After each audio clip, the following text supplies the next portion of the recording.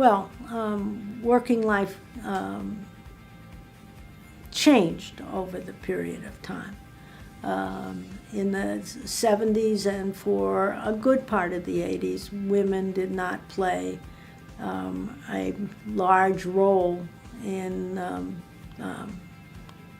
corporate America in the sense of having significant professional positions.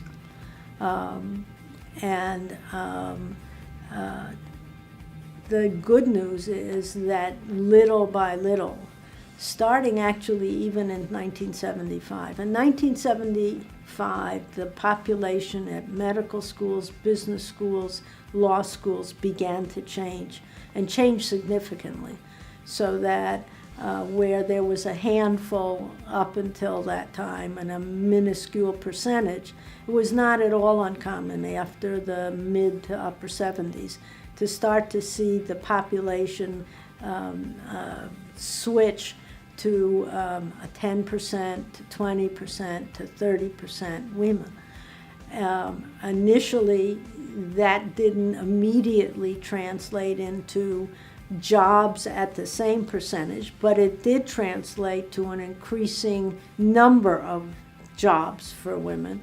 And certainly by the 80s, what really changed was that the entrance level for women changed dramatically, and that jobs for women, which in my class, the very top woman who was second in the class, the best job she got offered was librarian in a major law firm in New York. She wanted to go to New York, and the only thing she could get was a librarian's job. She had all the academic honors. She was law review, COIF, everything, and that was her opportunity. So by the 80s, the entrance, the funnel at the bottom of the pile really started to change. And today, you see that it is not at all uncommon to have a significant percentage who are in law schools, and I think it's also true in positive. It's also true in business schools and medical schools. That the percentage is nicely grown to the point where it may not be half, but it is significantly more than a quarter.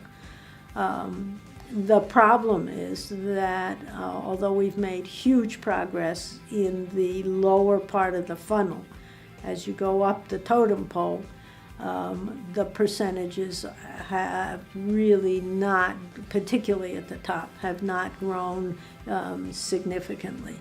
And if you remember, if you take the arithmetic equation where you're in 1975 to 1980, you assume that the class percentages changed. And if you look at it today, these various women should be at the top, if not getting close to retirement age, and therefore there should be multiple women in these positions, in these top positions, and they're not. And that's still pretty discouraging. There's a multitude of reasons for it. Including women are still, and until biology changes drastically, are going to be the ones who give birth to the next generation. And that creates desires, interests, issues for women that the professional world has yet to deal with. So there's not a lot of accommodation in terms of scheduling, notwithstanding that there is, in many cases, no real reason other than it's always been done this way, to be stubborn about scheduling, so that women are 5 to 15 years into a profession and are jumping off the track. That is, at some point, somebody's going to start to realize that's a terrible thing, not only for women, but for the companies. They're spending all of this money educating, training these women, and then they lose them. Well, if they had half a brain, they'd then realize we better be doing something to keep them, because we're spending tremendous amount of money to train them. Then we have to start training the next group of people to take those jobs.